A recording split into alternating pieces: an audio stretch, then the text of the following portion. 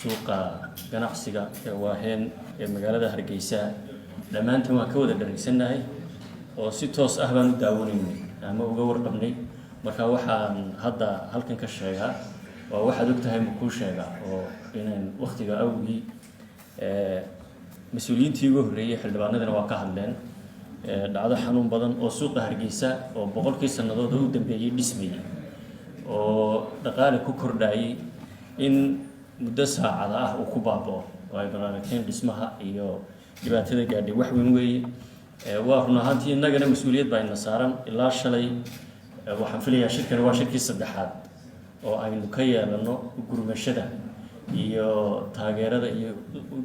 u garab istaaga ama u sarakaca sidii aynu uga gurman lahayn ganacsatada ku barakacday ama ku cayrowday waaweyn yar yar ganacsato hoose intaba suuqa Hargeysa shalay aniga wasiir Beyle maanaan fadhiisanin bilowgii subaxnimadii madaxweynaha ayaanu ka bilownay oo aanu la kulanay iyo gudoomiyaha maxkamadda sare haddana ra'iisul wasaaraha ayaan galabtii xiriirnay shalay maqribadii shir baan yeelnay dhowr qof oo aan jaarnahay mas'uuliyiinta xildhibaanada oo iska weydiinay maxaa inagala gudboon haddana saaka waxaan ku jarmaaday ra'iisul wasaaraha oo shaqo ilaa maanta aan ku wada jirnay oo ganacsatada Soomaaliyeed ee reer Muqdisho isugu yeeray shirna wada lahayn wasiir Beyle iyo gudoomiyaha bankiguna ay nagala soo qayb galeen shirkani keenay saddexaad buu noqonayaa maxaa markaa inta inoo qabsoomay culayska baaxadda uu leeyahay khasaaraha dhacay ma ka feeyin karto laakiin dadaalka iyaga saddex shaqo ayaanu qaban waa lacag 12 milyan iyo 700 oo luqadda bangiga adduunka la yiraahdo Harshies ayaa loogu talagalay iyo arrimaha in lagu kabo waa lacagta loo sii deyn doono sida wasiir Beyle baa hadda yiri baritaba loo shubi doono akoonnada kala duwan guddida gurmadka suuqa waaheen taas baana khaas loogu talagalay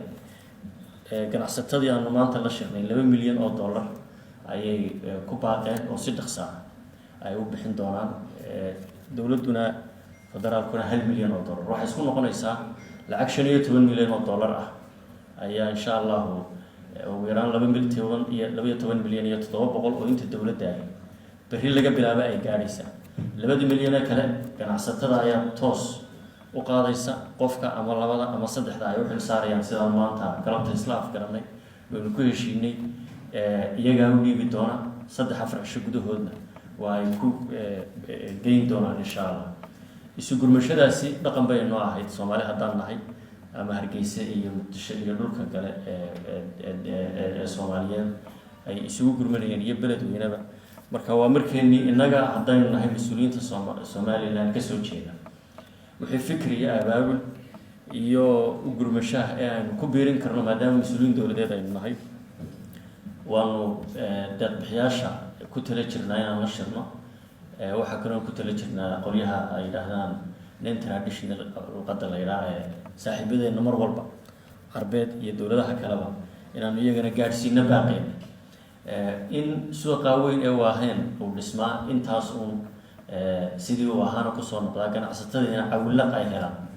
intaas kuma koobna laakiin waa hordhicii dadaalkii shalay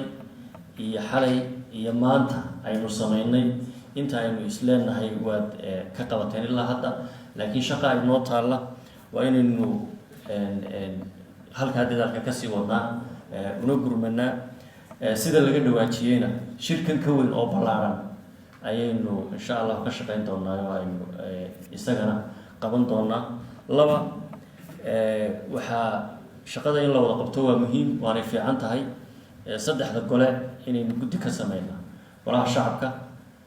ragga golaha shacabka iyo gabdhuhu waa isku noqdaan dhowrka qof baa ka mid noqonaya aqalka sare sidaas leeg iyo qolyaha iyaga xukuumadda marka guddidaa saddexdii dhardhaar ee dawladnimadeena ka socda inaynu sameynaa waa muhiim oo hawshan aynaan ka nasan ama ka fadhiisan waxaan ku soo gabagabeynayaa xildhibaan Samson baan